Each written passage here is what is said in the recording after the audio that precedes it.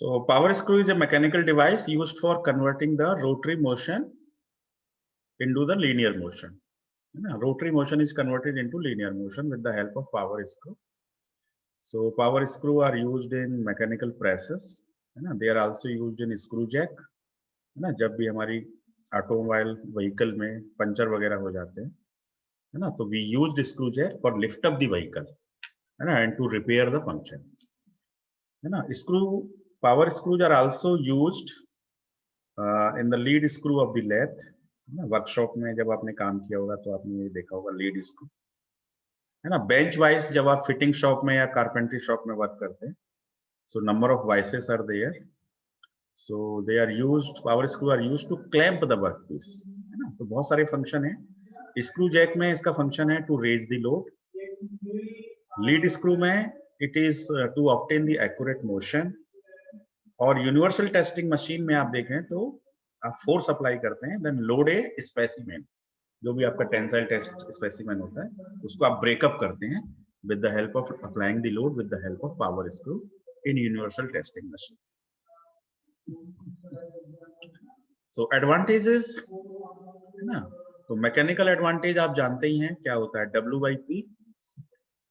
यदि हम W is the load and P is the effort applied, है ना. किसी भी मशीन में mechanical advantage is given by the ratio of W and P.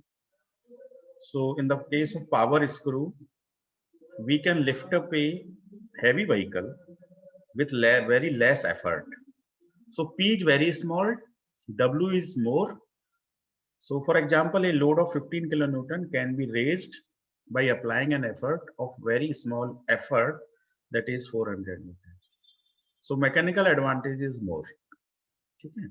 So this is the advantage. They are used in screw jacks. ये तो जो हमने पढ़ी लिया. They are used in clamps, vices. Power screw has very poor efficiency. जो efficiency है वो 50% से ज्यादा नहीं जाती है पावर स्क्रू की. अभी हम मैथमेटिकली डिराइव करेंगे कि क्यों efficiency 50% से ज्यादा नहीं जाती है ना. efficiency कौन कौन से एंगल पर डिपेंड करती है, कोफिशिएंट ऑफ फ्रिक्शन पे भी डिपेंड करती है, लीड हेलिक्स एंगल पर भी डिपेंड करती है. तो दैट वी विल सी कि why the efficiency is less than 40%, है ना. जनरली आप देखेंगे तो पावर स्क्रू की इफिशियंसी 10 to 15% और बिटवीन 10 to 30 के बीच में वेरी होती है. ठीक है. तो इफिशियंसी लेस है बट मैकेनिकल एडवांटेज मोर है. ठीक है. तो एडवांटेज भी है, डिसएडवांटेज भी है. These are some form of the threads. So many type of threads are available. So one is square threads. Square thread का मतलब है कि ABCD एक स्क्वायर बन रहा है आपका यहाँ, है ना. थ्रेड्स की जो शेप है वो इस तरह की है कि आपको एक स्क्वायर मिल रहा है. तो ABCD इज ए स्क्वायर. और आपको पता है कि स्क्वायर की सारी साइड इक्वल होती है. ठीक है ना. तो इसमें पॉइंट B से लेके पॉइंट B डैश तक का जो डिस्टेंस है, from point B to B dash is the pitch of the screw, pitch of the thread, है ना. और इसका शेप स्क्वायर टाइप का है, इसलिए स्क्वायर थ्रेड है. ठीक है. तो अभी पूरी पेरीफेरी पे यदि मैं दिखाऊं तो इस तरह से मैं दिखा सकता हूँ स्क्वायर थ्रेड, है ना. इस तरह से स्क्वायर थ्रेड बने like that. So it is, this is also square and this is also square. So from this point B to B dash is the pitch of the thread. तो B से लेके फिर C तक का distance कितना हो जाएगा? It is half of the P, so it is P/2. So BC equal to P/2, correct? Now BC equal to P/2, so that's why AB is also P/2 because it is a square. So AB is also P/2, right? So this part is P/2. This part is also P/2. Okay. And outer to outer is the nominal diameter. From here to here, it is the nominal diameter. So if I subtract from nominal diameter this distance P/2 and bottom distance P/2, then I will get the core diameter. So core diameter is given bye d minus p। ये एक important formula है power screw के case में, और ये square thread के case में है dc equal to d minus p। ठीक है, dc equal to d minus p। ये हुई स्क्वायर थ्रेड की बात। अब इसमें dc के बाद में थोड़ा सा हम मीन डायमीटर पे भी बात कर लें। सो dm is the mean diameter. Mean diameter is the average of nominal diameter and core diameter. It is the average of nominal diameter and core diameter. So I can write half d plus d minus p, है ना। ये dc की value मैंने यहां से पुट कर दी, dc equal to d minus p. So this is half of 2d minus 2p. So this will be d minus 2d minus p, 2d minus p. So it is d minus half of p, or you can write d minus 0.5. So one important relation is dm equal to d minus 0.5p. These are the two important relation between the diameter. कभी भी numerical में ये दोनों का हमेशा use आएगा। ठीक है, तो स्क्वायर थ्रेड के केस में शेप स्क्वायर फॉर्म में होती है। थ्रेड की जो हाइट होती है वो p/2 होती है। This is the height of the thread. ठीक है, तो height of the thread p/2 होती है, विड्थ ऑफ द थ्रेड भी p/2 होती है, राइट। और ये रिलेशन मेंटेन होती है dc equal to d minus p and dm equal to d minus 0.5p, right. अब मैं आता हूं ट्रेपेजॉइडल थ्रेड पर। तो मैं जरा सा इसके इंक क्लियर कर रहा हूं पहले। तो after studying the square threads, now see the second figure. तो in this second figure, this shape is a trapezium. You are seeing a trapezium over here. इतने पार्ट को ध्यान से देखिए। तो ये क्या है? ट्रेपेजियम है। ट्रेपेजियम क्या होता है?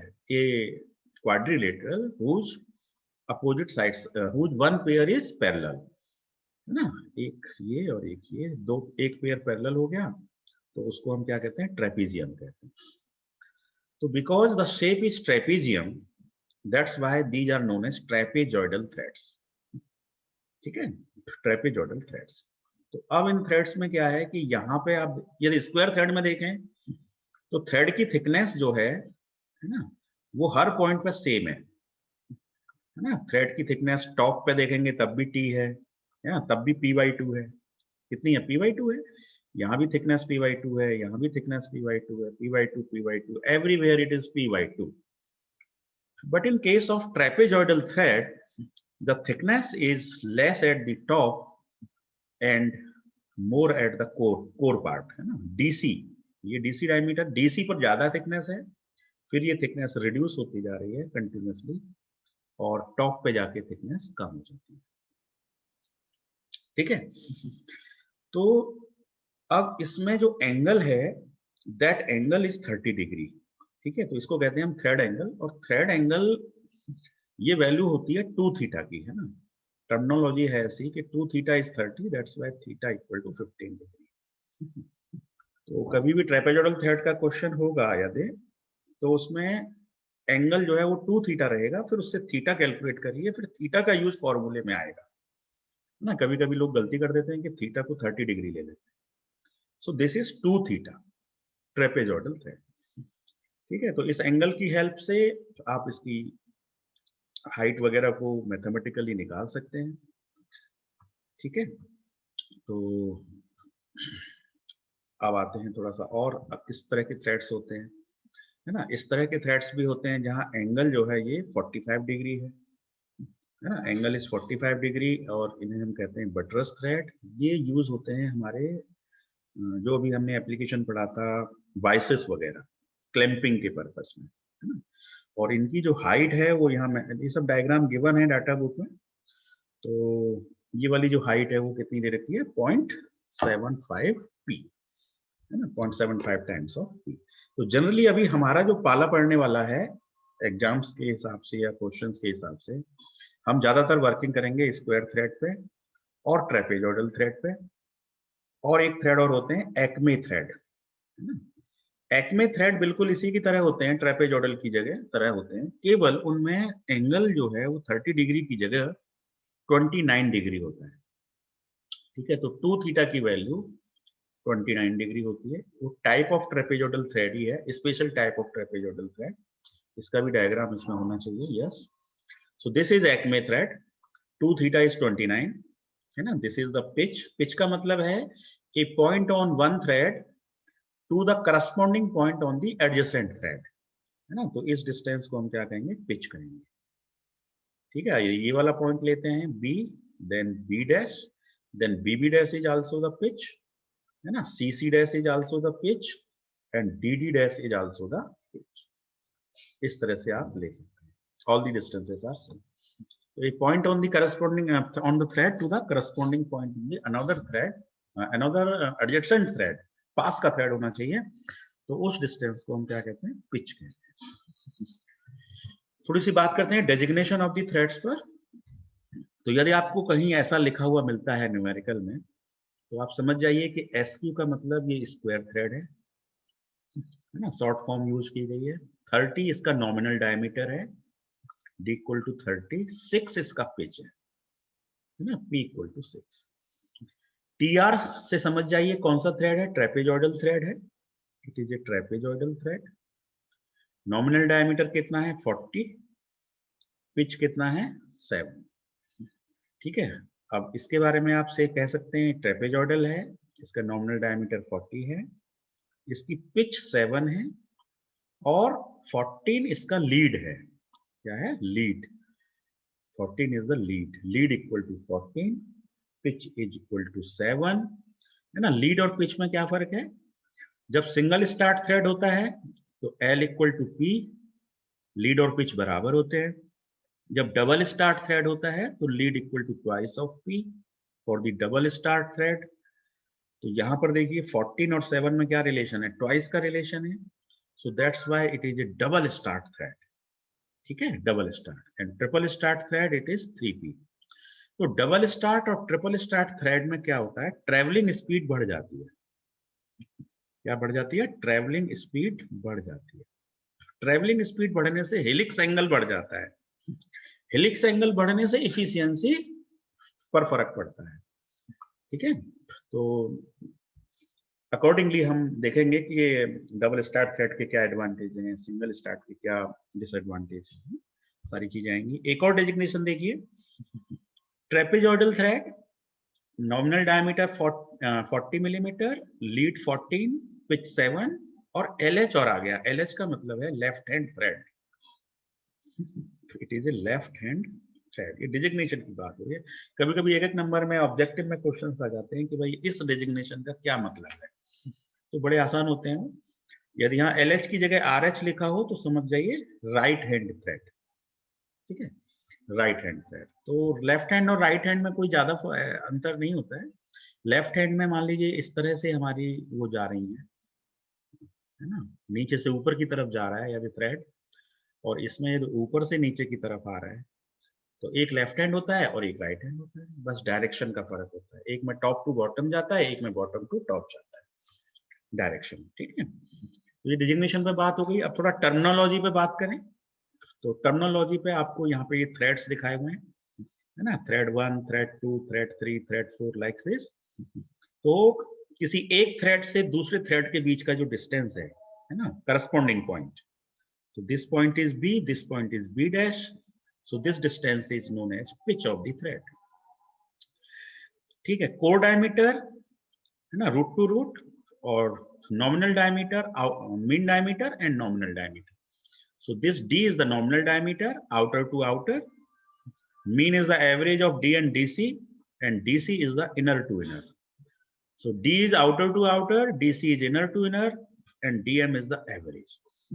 ठीक है, तो ये कुछ टर्मिनोलॉजी है ना। ऐसे ही स्प्रिंग में भी टर्मिनोलॉजी थी, फ्री लेंथ वगैरह उसमें हुआ करते थे, सॉलिड लेंथ होता था, है ना। हेलिक्स एंगल वहां भी होता था, हेलिक्स एंगल यहाँ भी रहेगा। अब हेलिक्स एंगल क्या है, जैसे जो भी थ्रेड का डायरेक्शन है, ये थ्रेड है, तो ये थ्रेड हॉरिजॉन्टल के साथ क्या एंगल बना रहा है, that is the helix angle, है ना। ऐसा ही स्प्रिंग के केस में भी होता था, उसमें स्प्रिंग के केस में कॉइल्स हुआ करती थी, तो ये पर्टिकुलर कॉइल हॉरिजॉन्टल के साथ क्या एंगल बना रही है, that is the helix angle. तो टर्मिनोलॉजी लगभग लगभग सेम सी है। नाउ यदि मैं किसी एक थ्रेड को ओपन कर दूं, ठीक है, किसी एक थ्रेड को मैं डेवलपमेंट कर दूं, ओपन कर दूं, तो ओपन करने से मुझे क्या मिलेगा, एक ट्राइंगल मिलेगा। ठीक है, थ्रेड को मैंने ओपन किया तो मुझे एक एबीसी ट्राइंगल मिला।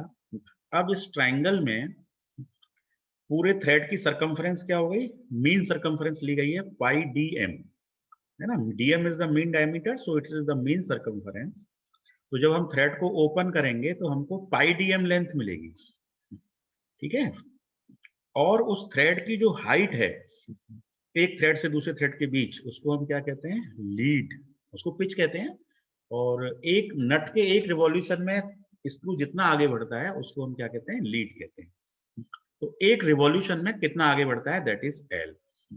तो ये अल्फा। अब इस राइट एंगल ट्राइंगल में if you are using tangent of alpha, so it is perpendicular divide by base, है ना, it is perpendicular divided by base. So perpendicular is L, base is pi dm. So that's why tan alpha equal to pi dm. And this alpha is known as helix angle. This is known as helix angle. बड़ा ही important parameter है, efficiency relate होती है इसी angle से, अभी आप आगे देखेंगे। So tan alpha equal to L by pi dm. L is the lead, dm is mean diameter, alpha is helix angle. So this formula is very important in solving the numericals also. ठीक है, अब हम आते हैं, ये force लगा हुआ है ना। तो थ्रेड की मीन सरकमफ्रेंस पे यदि फोर्स P लग रहा है तो इस डायमीटर को हम क्या कहेंगे, ये मीन रेडियस हो गई, this mean radius. So mean radius is given bye mean diameter divided by 2। तो यदि मैं फोर्स को इस रेडियस से मल्टीप्लाई करूं, then I will get the torque. So torque is given by P into RM, so it is P into DM by 2। ठीक है, तो टॉर्क निकालने के लिए हम इस फॉर्मूले का यूज करेंगे, mt equal to P and P into DM by 2, force into distance, right. तो अब आगे चलते हैं, ये इंपॉर्टेंट है, कभी कभी इसका डेरिवेशन भी आता है। Force diagram for lifting the load, है ना। तो जब मान लीजिए मैंने किसी एक थ्रेड को ओपन कर दिया तो मुझे ये सरकमफ्रेंस मिल गई पाई dm। अब यहाँ मैं एफर्ट लगा रहा हूँ P, ठीक है। तो इस एफर्ट की वजह से स्क्रू जो है वो मोशन कर रहा है, किधर, आगे की तरफ मोशन कर रहा है, मोशन। तो जैसे ही मोशन होगी तो वेट मोशन कर रहा है, वेट ऊपर की तरफ उठ रहा है ना, तो उसे कहेंगे लिफ्टिंग द लोड, है ना। यदि इसी फोर्स को अपोजिट डायरेक्शन में लगा दें तो फोर्स लिफ्टिंग की बजाय क्या होगा, लोअरिंग द लोड, वो नीचे आने लगेगा। तो एक तरफ फोर्स लगाने से फोर्स ऊपर बढ़ रहा है, तो अपोजिट फोर्स लगाने से वो वेट जो है नीचे की तरफ डाउन होगा। जैसे हम स्क्रू जैक में यदि क्लॉकवाइज घुमा रहे हैं तो हमारा वेट, हमारा कार या व्हीकल ऊपर उठ रहा है, और उसी को हम एंटी क्लॉकवाइज घुमाएंगे तो हमारा कार या व्हीकल नीचे की तरफ डाउन हो रहा है। सो one is raising the load and one is lowering the load. तो दोनों केस अलग अलग स्टडी होते हैं। ये पहला जो डायग्राम है, फोर्स डायग्राम, ये लिफ्टिंग द लोड के लिए है। तो देखो कौन कौन से फोर्स है यहाँ पे। एक तो W जो है वो वेट है, वेट ऑफ द ऑटोमोबाइल या वेट ऑफ द कार, या जिसको भी आप लिफ्ट करना चाहते हैं, so that is the weight. ठीक है, ये फोर्स आप एफर्ट है, ये this is the effort, and this N is the normal reaction, this is the normal reaction. तो अब आप ये देख रहे हैं, आपने फर्स्ट ईयर मैकेनिक्स में पढ़ा था, एक चैप्टर है उसमें इंक्लाइंड प्लेन, आपने पढ़ा होगा इंक्लाइंड प्लेन। Yes sir. तो स्क्रू जो है, स्क्रू थ्रेड की जो वर्किंग है वो बिल्कुल इंक्लाइंड प्लेन के प्रिंसिपल पे काम करता है ना। इसके किसी एक थ्रेड को आप ओपन कर दें तो एक तरह से ये इंक्लाइंड प्लेन के प्रिंसिपल पे वर्क कर रहा है। तो यहाँ पे सब कुछ इंक्लाइंड प्लेन के हिसाब से हम लगा सकते हैं, है ना, इक्विलिब्रियम कंडीशंस यूज कर सकते हैं। तो this is N, and normal reaction को यदि म्यू टाइम्स कर दें तो ये म्यू क्या है, कोफिशिएंट ऑफ फ्रिक्शन, है ना, बिटवीन किसके किसके बीच में फ्रिक्शन है, between screw and nut, screw के थ्रेड और नट के थ्रेड के बीच में जो फ्रिक्शन है दैट इज म्यू। तो अब हम यदि नॉर्मल रिएक्शन N है तो कोफिशिएंट ऑफ फ्रिक्शन फोर्स कितना हो जाएगा, म्यू N हो जाएगा। ठीक है, अब फ्रिक्शन फोर्स की डायरेक्शन कैसे पता लगाएंगे, friction is always opposing to the motion, है ना, act in always opposite to the motion. तो यदि मोशन ऊपर की तरफ है यानी कि लोड लिफ्ट हो रहा है तो friction force will act downward. ठीक है, तो यहाँ पर कितने टोटल फोर्स हैं? 4 फोर्स हैं। एक तो आपका W जिसे हमें रेज करना है, एक P जो कि ऑपरेटर एफर्ट लगा रहा है, N एक नॉर्मल रिएक्शन है, और म्यू N जो है वो फ्रिक्शनल फोर्स है। तो ये 4 फोर्स होते हैं फोर्स डायग्राम में। ठीक है, अब इनको जब हम एनालिसिस करते हैं तो हमको ये 2 डेरिवेशन मिलते हैं यहाँ से। तो इसको जरा सा प्रूफ कर लेते हैं, है ना, ये इंपॉर्टेंट है, इसको जरा प्रूफ कर लेते हैं ये फॉर्मूले कैसे आते हैं। तो अभी देखिए हम यहाँ पे आ गए। अब देखो मैं इसका जरा फ्री बॉडी डायग्राम बना रहा हूँ। ठीक है, I am making the free body diagram. तो फ्री बॉडी डायग्राम तो वैसे यहाँ बना ही हुआ है, बस मैं थोड़ा सा क्या करूंगा, जैसे कि मान लीजिए मैं यहाँ बना लेता हूँ, तो ये वेट तो नीचे एक्ट कर रहा है। ठीक, तो this is alpha and this is effort, this is weight W, है ना, और ये नॉर्मल रिएक्शन है। तो नॉर्मल रिएक्शन जो है वो प्लेन के साथ 90 डिग्री एंगल बना रही है ना, दिस इज N, और फोर्स जो है वो इधर एक्ट कर रहा है, दैट इज म्यू N। तो अब आप एंगल की तरह स्टडी करिए, if this angle is alpha then this angle is alpha, है ना, क्योंकि ये क्या है, अल्टरनेट पेयर है, इट इज अल्टरनेट पेयर। और यदि आप इस N और इस वर्टिकल के बीच का एंगल देखें तो ये एंगल भी अल्फा है ना, क्योंकि if this angle is alpha, है ना, तो ये हॉरिजॉन्टल लाइन और ये लाइन के बीच अल्फा है, तो इनके परपेंडिकुलर्स के बीच भी अल्फा होगा, है ना। So this N is perpendicular to the plane and this vertical line is perpendicular to horizontal, है ना। तो यदि ये एंगल अल्फा है तो इनके परपेंडिकुलर्स के बीच भी एंगल अल्फा होगा। सो this is alpha. Now you can resolve, N can be resolved N cos alpha and it can be resolved N sin alpha। ठीक है, तो अब ये N की जगह 2 फोर्स आ गए। This mu N can be resolve mu N cos alpha, mu N cos alpha and mu N sin alpha, mu N sin alpha। So now all the forces are either horizontal or vertical, है ना। तो मैं अब equilibrium condition लगा सकता हूं, summation of all the horizontal forces must be 0। So horizontal force में क्या क्या है, एक तो फोर्स P है, ठीक है, और एक N sin अल्फा है और एक म्यू N cos अल्फा है।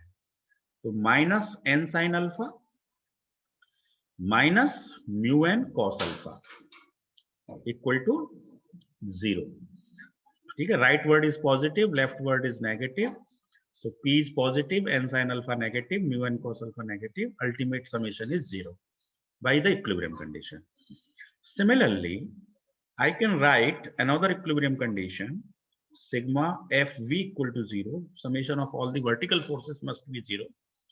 So in vertical forces, one force is W, one force is mu N sin alpha, and one is N cos alpha. So I am writing N cos alpha is positive because it is upward, minus mu N sin alpha and minus W equal to 0. ठीक है, so from here I have P equal to N common, so it is mu cos alpha plus sin alpha, mu cos alpha plus sin alpha. This is my equation number 1, and from here W equal to N common cos alpha minus mu sin alpha. So this is my second equation. If I divide first equation by the second equation, I am dividing both the equations, so I have P by W equal to, है ना, N cancels N, है ना, N cut जाएगा, तो जो बचा हुआ part है वो होगा mu cos alpha plus sin alpha divided by cos alpha minus mu sin alpha, है ना। I have this equation, divide करने से ही आ जाएगा। अब इस पूरी इक्वेशन को यदि मैं cos अल्फा से डिवाइड कर दूं in the numerator also and in the denominator also, so I have P equal to cos alpha से डिवाइड कर रहा हूं, न्यूमरेटर को भी डिनोमिनेटर को भी। So mu cos alpha by cos alpha is only mu, and sin alpha by cos alpha is tan alpha. So it is mu plus tan alpha is the numerator part, and denominator part cos alpha by cos alpha is 1 minus mu sin alpha by cos alpha is tan alpha. So I have this equation, P equal to mu plus tan alpha. Now this mu is the coefficient of friction, and it can be written as tan phi, where phi is the angle of friction. Mu is the coefficient of friction, phi is the angle of friction, and alpha is the helix angle, angle of the inclined plane. Phi is angle of friction. So mu can be written as tan phi. So I have P equal to, है ना, अब यहां से मैं यहां जा रहा हूं, P equal to mu की जगह I am writing tan phi plus tan alpha whole divided by 1 minus tan phi tan alpha. अब देखो ये आपकी जानी पहचानी इक्वेशन बन रही है, tan a plus tan b upon 1 minus tan a tan b क्या होता है formula? tan a plus b. tan a plus b. तो this can be written as, और ये वैल्यू p by w की है ना, p by w. So p by w equal to tan phi plus alpha, है ना. So here p equal to w times tan phi plus alpha. ठीक है, तो ये इक्वेशन हमारे लिए इंपॉर्टेंट है, ये p equal to w tan phi plus alpha. तो ये इसका डेरिवेशन हो गया. p इक्वल टू, कभी कभी एग्जाम में डेरिवेशन आ जाता है, prove the effort required to raise a load is w times tan phi plus alpha. है ना, तो इसमें कुछ नहीं है, केवल फ्री बॉडी डायग्राम बनाना है, इक्विलिब्रियम इक्वेशंस यूज करनी है और उनको सॉल्व कर देना है. So p equal to w times tan phi plus alpha. W क्या है? जिस वेट को हम उठाना चाह रहे हैं, P एफर्ट है, phi एंगल ऑफ फ्रिक्शन है, अल्फा जो है वो हेलिक्स एंगल है या एंगल ऑफ प्लेन है. ठीक है, तो अब P आने के बाद में mt, है ना. अब mt क्या होता है, जरा सा मैं इंक क्लियर कर लेता हूँ. mt को भी डिराइव कर देते हैं. mt का तो बहुत ही आसान है, mt में तो कुछ भी नहीं करना है. तो जब हमारे पास P डिराइव हो चुका है, तो mt मैंने अभी आपको बताया था, वो effort multiplied by mean radius. So P into dm by 2, तो ये हो जाएगा w tan phi plus alpha into dm by 2. बस यही तो लिखा हुआ है, w dm by 2 tan phi plus alpha. तो ये भी डिराइव हो गया, है ना. तो दिस इज इंपॉर्टेंट, ये तो बड़ी आसानी से आ जाएगा. तो ये हमने डेरिवेशन कर लिया टू रेज द लोड, है ना. Similarly force diagram to lower the load, है ना. अब ये वर्ड चेंज हो गया, रेजिंग की जगह हो गया लोअरिंग द लोड, है ना. तो अब इसको आप स्वयं करेंगे. फॉर्मूले में केवल चेंज ये आता है कि वहां फाई प्लस अल्फा है, तो यहाँ फाई माइनस अल्फा आ जाएगा. और कोई बात आप कहना चाहें? ठीक है फिर, okay, thank you, thanks for listening, thanks for